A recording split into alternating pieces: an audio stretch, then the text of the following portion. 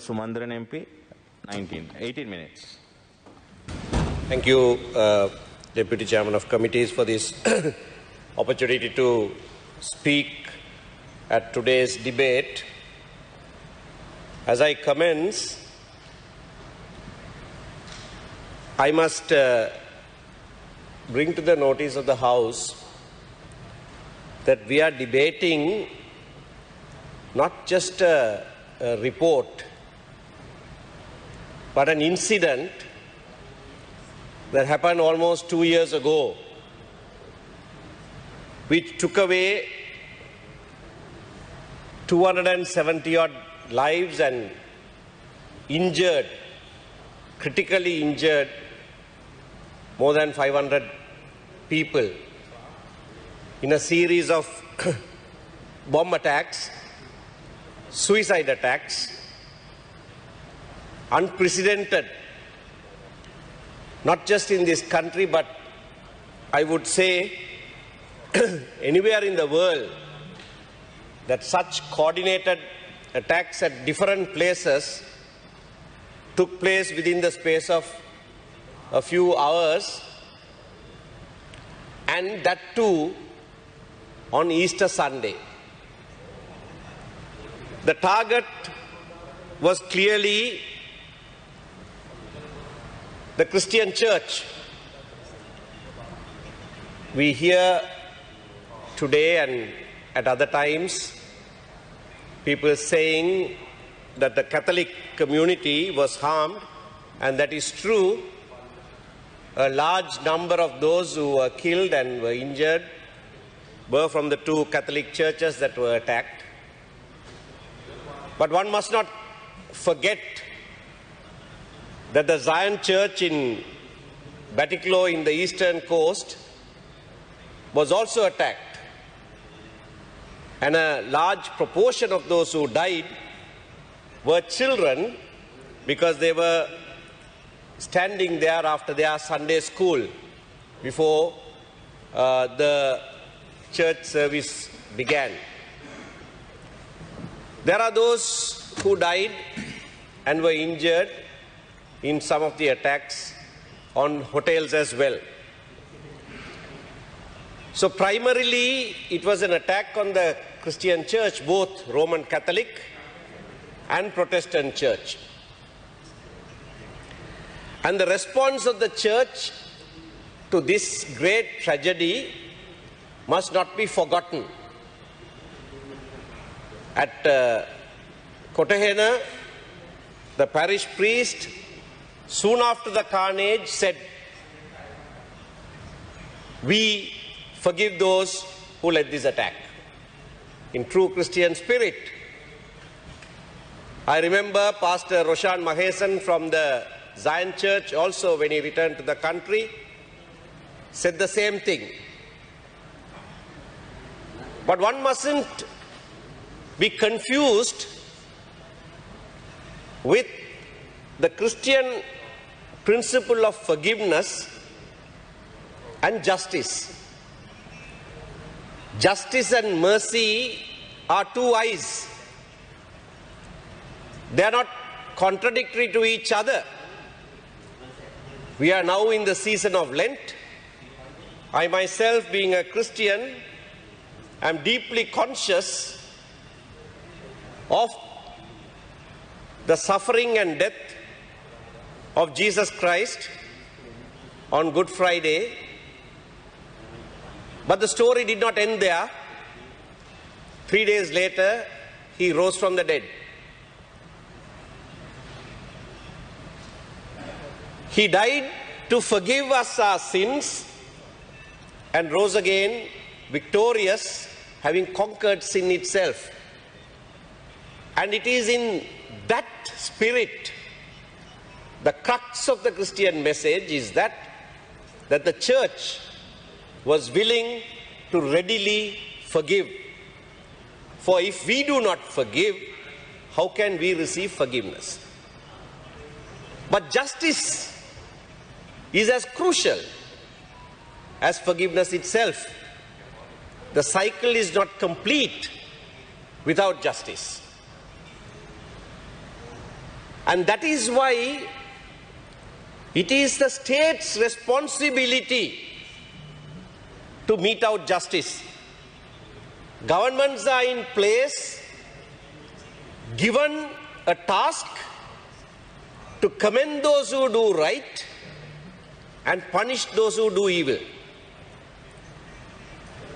And successive governments have failed to mete out justice in this regard. I don't want to trade allegations, as has happened in the morning in this chamber. Because if we trade allegations against each other, we will be doing great injustice to those who died and those who suffered injuries, those who lost their loved ones. That should not be the task of this debate. The task of this debate is that we have had several inquiries into this matter. Have we now got to the root? In the words of the Archbishop of Colombo, Malcolm Cardinal Ranjit, have we found the mastermind of this attack? No, we haven't. I heard Honorable Mahindananda Alkamage say that Zaran is the mastermind. No, none of us accept that. His Eminence also does not accept that.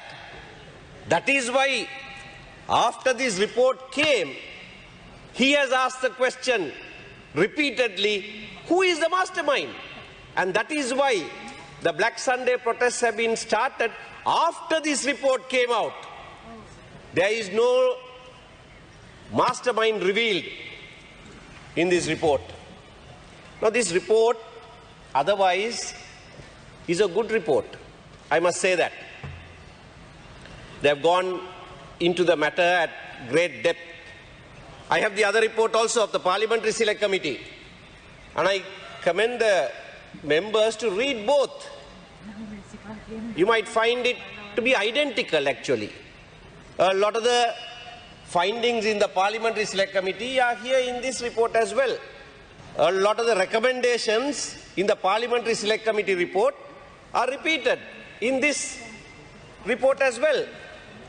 But neither has been able to say who coordinated these attacks, whose agenda it was to carry out these attacks, who stood to benefit is one question that ought to be asked. Who benefited is another question that must be asked. We all know the answer. And a further question that needs to be asked today is that after the lapse of 2 years, 2 inquiries of preliminary inquiry headed by a judge of the Supreme Court, if we say we are still unable to name the mastermind, then is there something that is being covered up? How is it that on attacks that had prior information, this is not an investigation that happens after the attack, that happened with no notice to anybody? No. This is an attack that happened after due notice, with names of assailants, almost a month before, 3 weeks before at least. Written information given to the authorities. So you had prior information, you had detailed information, you had information even moments before the attack, few minutes before the attack. Several information came. All that is there in both these reports. In the Parliamentary Select Committee, we interviewed 55 persons. In the other Presidential Commission, 457 witnesses have given evidence. But after all of that, after prior information also being there, if we say we don't know who the mastermind is, there's obviously something radically wrong. The people who have suffered are not met with justice. That is the responsibility of the state. I don't want to blame this government or that government. Governments come and governments go. But the state has a responsibility to its citizens. And is Sri Lanka today telling its citizens, we don't know who the mastermind of these attacks are. We had prior information. We had names of the suicide bombers. 5 out of the 6 names were there. We didn't do a thing. We didn't share that information with anybody. How can the state ever tell its citizens this? This is a very, very serious issue. So serious that His Eminence has called for international inquiry. He's called for international. Those who said we must not allow international inquiry, we can look after our own matters, these are all domestic issues, are themselves now calling for international inquiry. Why? Because the state has failed. The state has failed in its most awesome responsibility of accountability. The state is accountable to its citizens in delivering justice. That's the highest obligation of the state towards its citizen. And the state has failed in that. I'm saying this today also in the context of the sessions of the UN Human Rights Council going on, where repeatedly for 11 years the world has asked us about accountability. It started on the 26th of May 2009 when Prime Minister President Mahinda Rajapaksa at that time signed a joint communique with the Secretary General of the UN Ban Ki-moon in Kandy, undertaking to inquire into the allegations of violations at the last stages of the war. Not done for 11 years. That is why the issue will not go away. It will not go away. However much you shout from the rooftops here that this is a domestic matter, we will look after. You haven't looked after. For 11 years you haven't done it. The Catholic Church has lost patience after 2 years. His Eminence has called for international inquiry after 2 years. We have waited for 11 long years, or longer than that. How can anybody blame us for asking for international investigation, international inquiry into this matter? That happens only when the state fails its citizens. Honourable Member, you have another 2 more minutes. Thank you. So this is an opportune moment for me to ask those persons from both sides of the House who have said that there need not be any international investigation. In respect of this matter, you are asking for international investigation. Your religious leader is calling for that. And with justification, I support that. If the state cannot do it, this kind of violation calls for international intervention. I support the Archbishop of Colombo, His Eminence, on his call for international investigation because the state has failed. But if that can be called, for sure are I much more reason to call for international investigation and international prosecution for the crimes that were committed during the war until 2009. There are speeches of bravado saying we will win, we will do this, we will do that. Nobody can take us here, there, everywhere. That's foolhardy talk. You can't, we are an island physically, but no country is an island. We are a responsible member of the United Nations. We are one of the first few members. We have obligations. We have responsibilities. We can't only have privileges of being a member of the United Nations. We carry with it severe responsibility. If we say we are a sovereign nation, then that sovereignty that vests in the people must have some meaning. And the officials of the state Honorable member, please are wind only up. those, thank you, only those who must carry that obligation and make sovereignty a reality. To the extent that they don't do that, to the extent that they fail to do that, justice will cry out all over the world. And that's something that people from both sides of the house must realize. Christian charity is to forgive, but it's a forgiveness based on justice.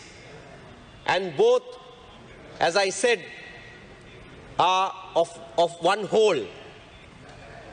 And the world is looking at this country as a country that has failed to deliver justice to its citizens and has become a failed state today. Thank you.